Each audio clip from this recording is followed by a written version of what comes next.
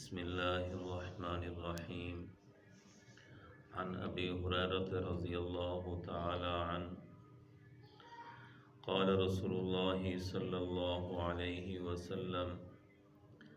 إذا مات الإنسان انقطع عنه عمله إلا من صدقة جارية أو علم ينتفع به أو ولد صالح يدعو له أو كما قال عليه الصلاة والسلام۔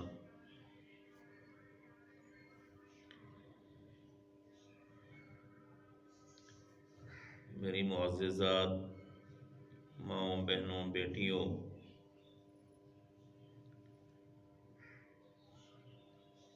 اللہ کے پیارے نبی صلی اللہ علیہ وسلم کا ایک ارشاد گرامی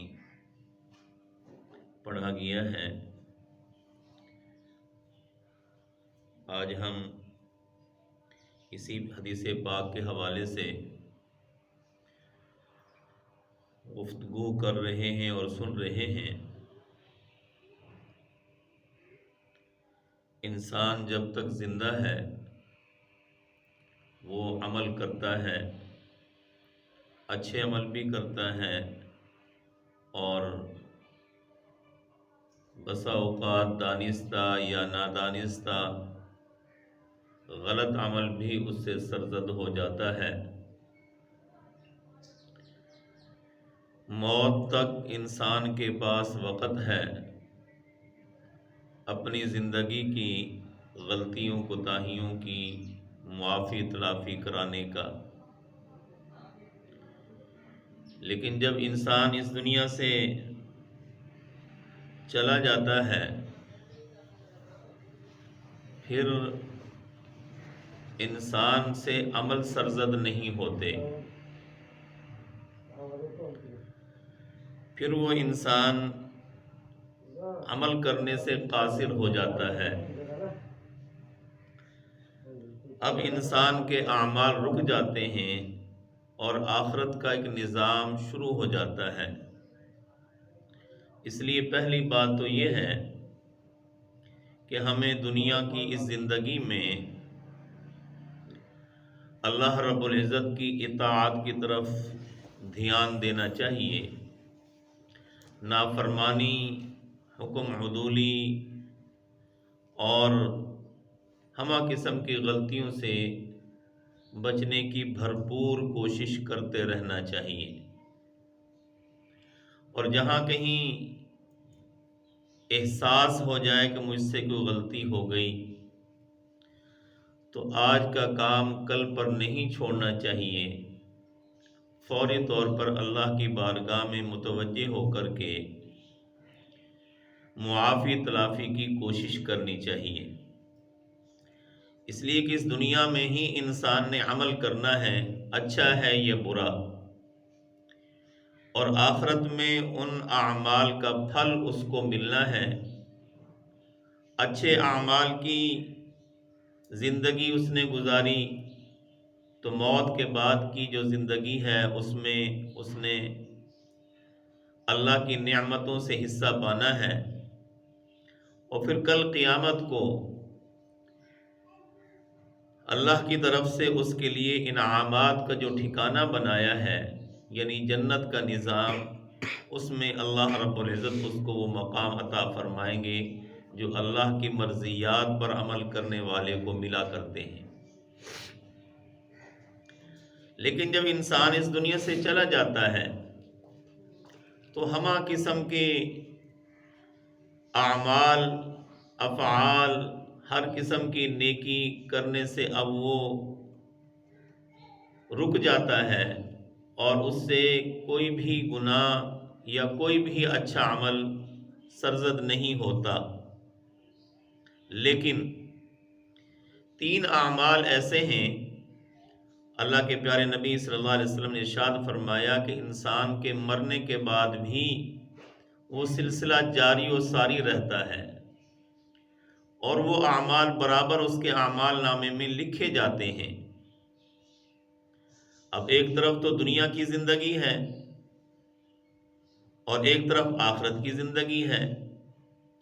ایک طرف دنیا دارالعمل ہے کہ جو انسان محنت کرے گا اس کا پھل اس کو آخرت میں ملنا ہے، اور دوسری طرف انسان کر کچھ نہیں سک رہا، اعمال نامہ میں اس کی طرف سے کسی عمل کا اضافہ نہیں ہو رہا، لیکن تین اعمال ایسے ہیں، تین چیزیں ایسی ہیں کہ اس کے مرنے کے بعد بھی اس کے اعمال نامے میں ان چیزوں کا اندراج ہوتا ہے اور وہ لکھی جاتی ہیں۔ پہلی چیز اللہ کے پیارے محبوب صلی اللہ علیہ وسلم نے ارشاد فرمایا، الا من صدقۃ جاریہ، صدقہ جاریہ کوئی عمل ایسا کر جائے جس سے اس کے جانے کے بعد بھی لوگوں کو فائدہ پہنچے، کوئی رفائی کام کر گیا، کہیں راستے پر پانی کی ضرورت کے لیے نلکا لگا گیا، کہیں کسی مسجد کے لیے ضرورت تھی مسجد بنا گیا، کسی مدرسے کی ضرورت تھی قرآن پاک کی تعلیم کے لیے مدرسہ بنا گیا، تو یہ رفائی کام ہیں جو اس کے مرنے کے بعد بھی اس کے کام آتے ہیں۔ صحابہ کرام اللہ کے پیارے نبی صلی اللہ علیہ وسلم کی تربیت میں چونکہ انہوں نے زندگی گزاری تھی، اس لیے نیکی کے کاموں میں بڑھ چڑھ کر کے حصہ لیتے تھے اور حریص تھے کہ کوئی بھی نیک عمل کرنے کا موقع ملے تو اس سے پیچھے نہ ہٹا جائے، اور اگر کوئی بشری تقاضے کے مطابق کوئی غلطی سرزد ہو گئی تو فوری طور پر اس کا ازالہ اور اس کی تلافی کرنی چاہیے۔ امی عائشہ صدیقہ رضی اللہ تعالی عنہا ام المؤمنین ہیں، آپ کے بارے میں آتا ہے کہ ایک دفعہ ایک سانپ گھر میں دیکھا، آپ نے اس کو مار دیا۔ جب سانپ مار دیا تو رات کو خواب میں آپ نے سنا کہ کوئی کہنے والا کہہ رہا ہے کہ آپ نے قتل کر دیا، ایک ناحق قتل کر دیا۔ تو آپ بڑی گھبرائیں کہ میں نے کیسے قتل کر دیا؟ بتلایا گیا کہ آپ نے سانپ جو مارا ہے وہ سانپ نہیں تھا، آپ نے اس کو قتل کر دیا، ناحق قتل ہوا ہے۔ تو آپ نے خواب میں ہی اس کہنے والے کو جواب ارشاد فرمایا کہ جب وہ سانپ نہیں تھا تو اس کو ازواج مطہرات کے گھروں میں نہیں آنا چاہیے تھا، کہ مستورات میں کسی بھی انسان کا یا کسی جاندار کا ایسے آنا یہ تو ٹھیک نہیں ہے۔ تو بتلانے والے نے بتلایا کہ وہ پردے میں تھا، آپ نے اس کے باوجود اس کو جو ہے قتل کر دیا۔ تو آپ جب بیدار ہوئیں آپ بہت گھبرائیں۔ روایات میں آتا ہے کہ آپ نے پھر 1200 درہم جو اس وقت ایک قتل کی دیت بنتی تھی وہ آپ نے صدقہ کی۔ اب یہ بظاہر ایسے ہی محسوس ہوتا ہے کہ وہ جو سانپ کی شکل میں تھا کوئی جن تھا مسلمان، لیکن سانپ کی شکل میں ہونے کی وجہ سے آپ نے اس کو قتل کر دیا، اس کو مار دیا۔ اگرچہ ظاہری طور پر اور شرعاً آپ پر دیت واجب نہیں تھی، لیکن اس کے باوجود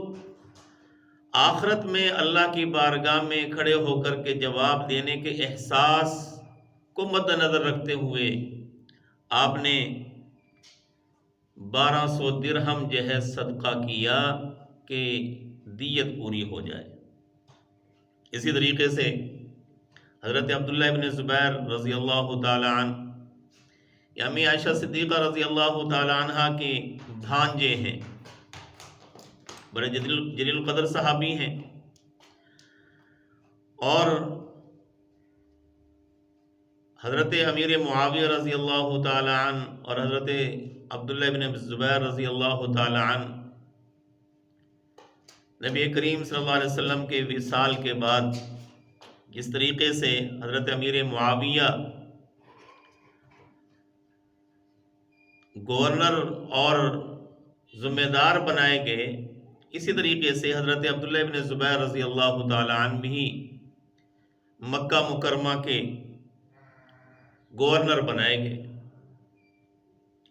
تو آپ کی طرف سے بھی ازواج مطہرات کے لیے نقدی کی شکل میں اور ہدایہ کی شکل میں مال آیا کرتا تھا ازواج مطہرات کے پاس۔ تو امی عائشہ صدیقہ رضی اللہ تعالی عنہا کے پاس بھی آتا تھا، اور آپ کی عادت شریفہ یہ تھی امی عائشہ صدیقہ رضی اللہ تعالی عنہا کی کہ جو بھی آتا اس کو فوری طور پر صدقہ و خیرات کر دیتی، اور یہ بات حضرت عبداللہ بن زبیر رضی اللہ تعالیٰ عنہ کو بھی معلوم ہو گئی۔ ایسا وقت بھی آیا کہ ایک ایک دن میں 70,000 درہم امی عائشہ صدیقہ رضی اللہ تعالیٰ عنہ کے پاس آئے اور آپ نے ان کو صدقہ و خیرات کر دیا، باوجود ہے کہ آپ روزے سے ہوتی تھی، افطار کے لیے بھی کچھ باقی نہ بچتا تھا، لیکن اللہ کے حضور میں سٹاک کرنے کے لیے، صدقہ کرنے کے لیے ہر وقت تیار رہتی۔ تو ایک دفعہ ایسا ہوا کہ حضرت عبداللہ بن زبیر رضی اللہ تعالی عنہ نے بعض احباب میں اس بات کا تذکرہ کیا کہ حضرت عائشہ کو اس طریقے سے صدقہ کرنے سے روکا جائے کہ ادھر تو خود مشقتیں اٹھاتی ہیں اور تکالیف اٹھاتی ہیں، اور ادھر جو ہے سارا مال صدقہ و خیرات کر دیتی ہیں۔ یہ بات چونکہ آپ نے اپنی محفل اور مجلس میں کہی تھی، تو یہ بات پہنچتے پہنچتے حضرت امی عائشہ صدیقہ رضی اللہ تعالی عنہا کے پاس بھی پہنچی کہ اس طریقے سے حضرت عبداللہ ابن زبیر رضی اللہ تعالیٰ عنہ نے یہ بات کہی ہے۔ تو آپ بہت خفا ہوئی، کیونکہ خالہ تھیں، اور حضرت عبداللہ ابن زبیر رضی اللہ تعالیٰ عنہ کی بچپن میں پرورش بھی امی عائشہ صدیقہ رضی اللہ تعالیٰ عنہ کے گھر میں ہوئی تھی، تو اس لیے بہت خفا ہوئی، ناراض ہو گئی، حتیٰ کہ بولنا بند کر دیا، قسم اٹھا لی کہ میں ان سے بات نہیں کروں گی۔ حضرت عبداللہ بن زبیر رضی اللہ تعالی عنہ کو جب معلوم ہوا تو آپ بڑے پریشان ہوئے، بڑے متفکر ہوئے، مختلف حضرات کے ذریعے سے سفارشیں کروائیں، لیکن امی عائشہ صدیقہ رضی اللہ تعالی عنہا نے یہی جواب ارشاد فرمایا کہ میں نے قسم اٹھائی ہے، لہذا میں اپنی قسم نہیں توڑ سکتی۔ حضرت عبداللہ بن زبیر رضی اللہ تعالی عنہ بھی متفکر رہے، پریشان رہے کہ یہ تو بہت معاملہ گڑبڑ ہو گیا۔ تو حضرت عبداللہ بن زبیر رضی اللہ تعالی عنہ نے حضور اکرم صلی اللہ علیہ وسلم کے ننیالی خاندان کے 2 بزرگ لیے اور امی عائشہ صدیقہ رضی اللہ تعالی عنہ کے دولت گدہ پر گھر تشریف لے گئے، اور ان بزرگوں کو آگے کیا، دروازہ بجایا اور پردے میں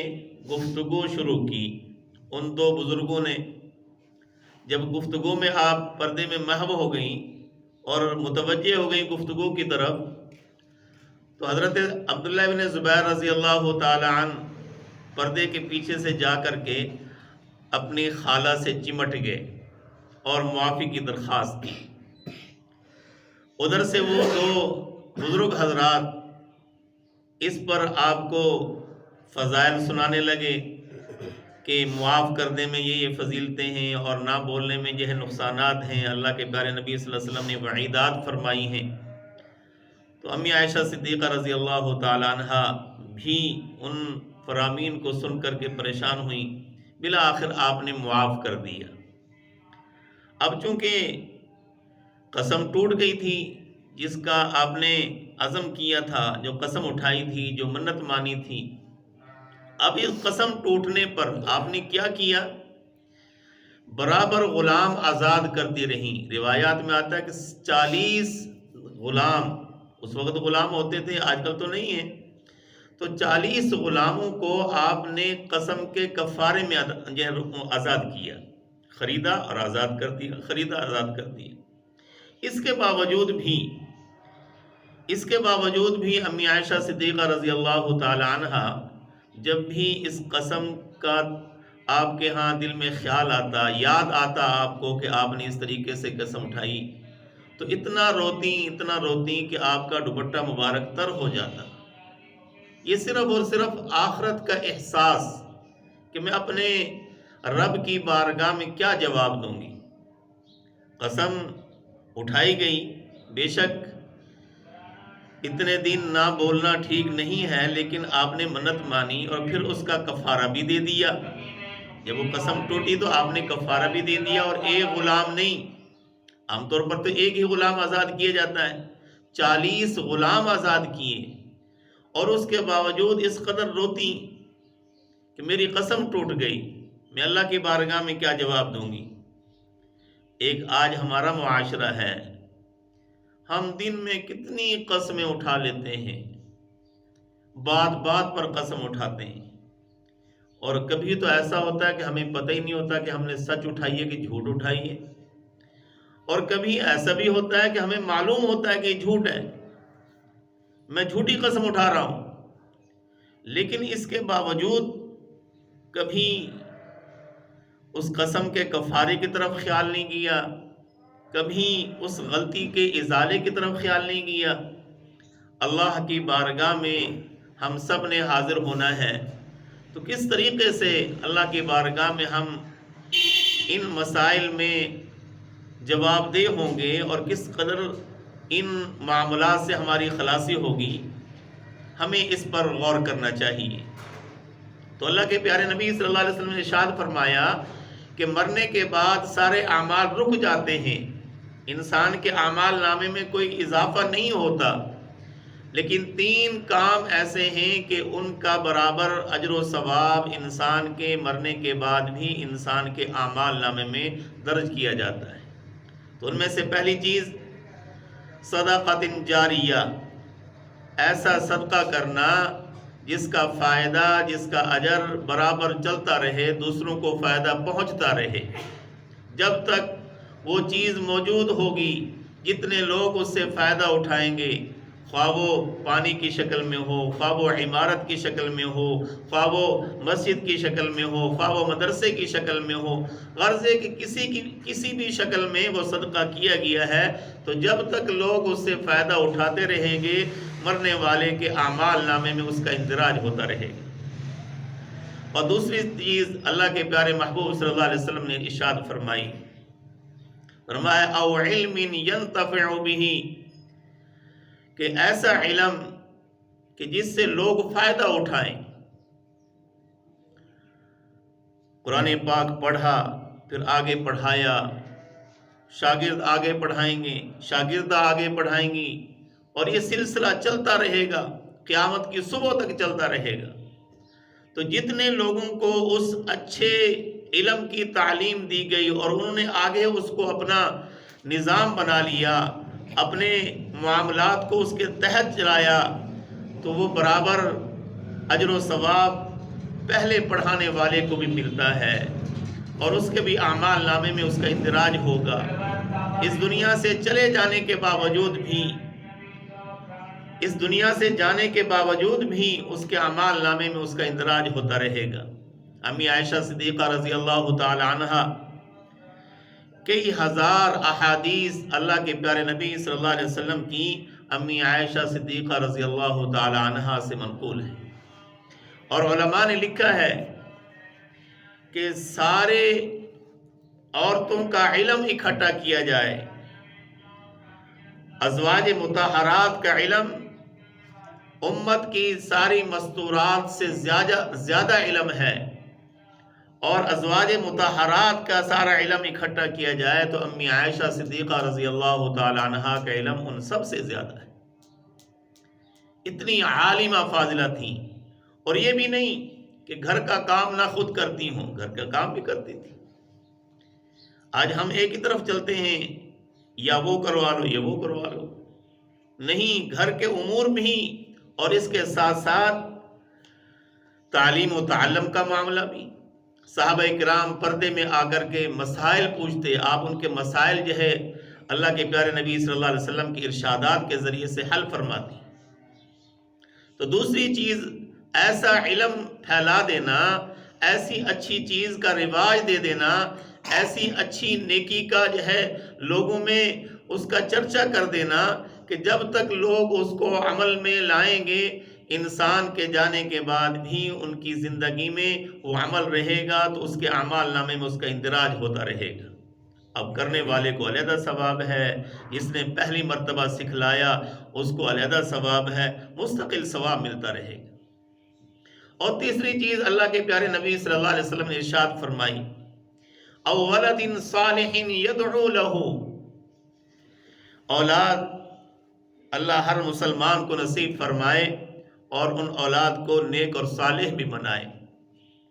اللہ کے پیارے نبی صلی اللہ علیہ وسلم نے ولد صالح، نیک اولاد کو انسان کے لیے صدقہ جاریہ فرمایا ہے۔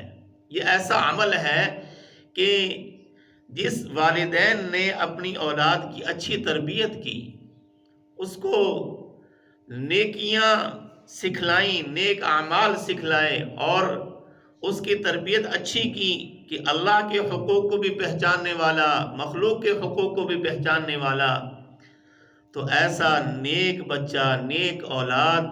انسان کے لیے یہ بھی اس کے مرنے کے بعد اس کے اعمال نامے میں نیکیوں کا اضافہ کرنے کا ذریعہ ہے۔ اس کے جانے کے بعد بھی اس کے اعمال نامے میں نیکیاں ہوتی رہیں گی۔ وہ نیک بچہ جو بھی نیک عمل کرے گا اس کو کرنے کا علیحدہ ثواب، اور اس کے ماں باپ کے اعمال نامے میں علیحدہ ثواب لکھا جائے گا۔ یہ بھی گویا ایسے ہی جیسے اس نے خود نیکی کی ہے۔ تو ہمیں اللہ کے پیارے نبی صلی اللہ علیہ وسلم نے زندگی گزارنے کا اصول اور ضابطہ بتلایا ہے۔ ہم جہاں اپنے لیے مفید سمجھیں گے، وہاں اپنے متعلقین کے لیے بھی مفید سمجھیں گے۔ اب یہ ساری چیزیں جو اللہ کے پیارے نبی صلی اللہ علیہ وسلم نے صحابہ کرام کو سکھلائیں، صحابہ کرام نے آگے لوگوں کو سکھلائیں، ہم تک جو دین پہنچا ہے، اور جتنے بھی اس امت میں قیامت کی صبح تک مسلمان نیک اعمال کر رہے ہیں، یہ سارا نیک عمل صحابہ اور صحابیات کے ذریعے سے ہم تک دین پہنچا ہے،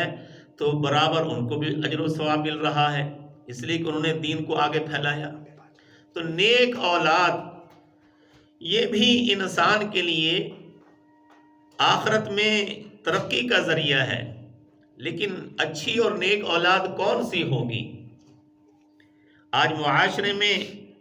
اچھا بچہ، ہونہار بچہ، یا کہتے ہیں جی یہ بڑا فہم و فراست والا بچہ ہے، کیا ہے جی یہ بہت اچھی پوسٹ پر ہے، بہت اچھی تنخواہیں لیتا ہے، بڑا کماتا ہے، کسی سے جھگڑا نہیں، کسی سے لڑائی نہیں، یہ ایسا اچھا بچہ، ماں باپ نے اس کی اچھی تربیت کی۔ ہاں، اچھی خوبیاں اچھی ہیں، لیکن اسی کو ولد صالح نہیں کہا جاتا۔ ولد صالح اللہ کے پیارے نبی صلی اللہ علیہ وسلم نے جس کو فرمایا، ساتھ میں یہ بھی فرمایا اپنے والدین کے جانے کے بعد اس کے لیے دعائیں بھی کرتا ہو، وہ ولد صالح ہے۔ اب اگر ہم نے اپنے بچے کو دنیا کے فنون سکھلائے، اس کو انجینئر بنایا، اس کو ڈاکٹر بنایا، اس کو کسی اور فن کا ماہر بنا دیا، اور وہ اچھی کمائی پر ہے، اچھی پوسٹ پر ہے، اس کو کسی چیز کی پریشانی کوئی نہیں، اور ماں باپ کے جانے کے بعد جو ہے وہ ماں باپ کا نام روشن کر رہا ہے، جی فلانا کا بیٹا بڑا ڈاکٹر ہے، فلانا کا بیٹا بڑا انجینئر ہے، تو بھائی یہ دنیا میں تو ہو گیا، لیکن والدین کے لیے اس سے کیا فائدہ حاصل ہوگا؟ اللہ کے پیارے نبی صلی اللہ علیہ وسلم نے وہ وصف بتلائی ہے جس وصف کی وجہ سے بچہ صالح بنتا ہے، نیک اولاد تصور کی جاتی ہے۔ فرمایا ولد صالح یدعو له، وہ اپنے ماں باپ کے لیے ان کے جانے کے بعد دعائیں کرتا ہو، ان کے لیے صدقہ و خیرات کرتا ہو، ان کے لیے نیک اعمال کر کے ان کی طرف جو ہے اس کی بخشش کرتا ہو، ایسا بچہ، ایسی اولاد ولد صالح شمار ہوتی ہے، نیک اولاد شمار ہوتی ہے۔ تو آج ہم اپنی اولاد کی تربیت اس طریقے سے کریں کہ وہ اللہ کے حقوق کو بھی پہچاننے والی ہو اور مخلوق کے حقوق کو بھی پہچاننے والی ہو، اس کو ماں باپ کے حقوق کا بھی پتہ ہو اور اپنے سے چھوٹوں کے حقوق کا بھی پتہ ہو، اور صرف پتہ ہی نہیں، اس کا مزاج ہمیں ایسی تربیت کر کے ڈھالنا چاہیے کہ وہ دوسروں کے حقوق کو ادا کرنا اپنا فریضہ اور اپنی ذمہ داری سمجھتا ہو، اور اس پر اللہ کے حضور میں شکر گزار ہوتا ہو کہ مجھے دوسروں کے حقوق کو ادا کرنے کی توفیق اللہ نے عطا فرما دی۔ تو یہ 3 عمل ایسے ہیں، 3 چیزیں ایسی ہیں جو مرنے کے بعد بھی انسان کے کام آتی ہیں۔ اس لیے ہم بحیثیت مسلمان اللہ کے بتلائے ہوئے دین کو، اللہ کے پیارے نبی صلی اللہ علیہ وسلم کے طریقے پر اور صحابہ کرام کے نقش قدم پر چلتے ہوئے عملی زندگی میں ڈھالنا ہماری ذمہ داری ہے۔ مستورات بھی، مرد حضرات بھی جب دین پر اس طریقے سے عمل کریں گے کہ ہم اللہ اور اللہ کے رسول کے احکامات و تعلیمات کو اپنی زندگی میں نافذ کریں گے تو پھر یقیناً اللہ رب العزت بھی راضی ہوں گے، اللہ کے پیارے محبوب صلی اللہ علیہ وسلم بھی ہم سے راضی ہوں گے، اور کل قیامت کو ہم اللہ کے حضور میں سرخرو ہوں گے اور اللہ اپنے محبوبین میں شامل فرمائیں گے، اور اللہ جنت میں ہمیں اعلیٰ مقام نصیب فرمائیں گے۔ اس لیے میں آپ سب سے یہ امید رکھتا ہوں کہ ہماری آج کی جو یہ نشست ہے، اس میں جو ہم نے گزارشات کہیں سنی ہیں، ان پر ہم تہ دل سے یہ عہد کر لیں اللہ کی بارگاہ میں کہ ہم ان پر زندگی بھر عمل کریں گے۔ اللہ مجھے آپ کو عمل کی توفیق نصیب فرما دے۔ وآخر دعوانا الحمدللہ رب العالمین۔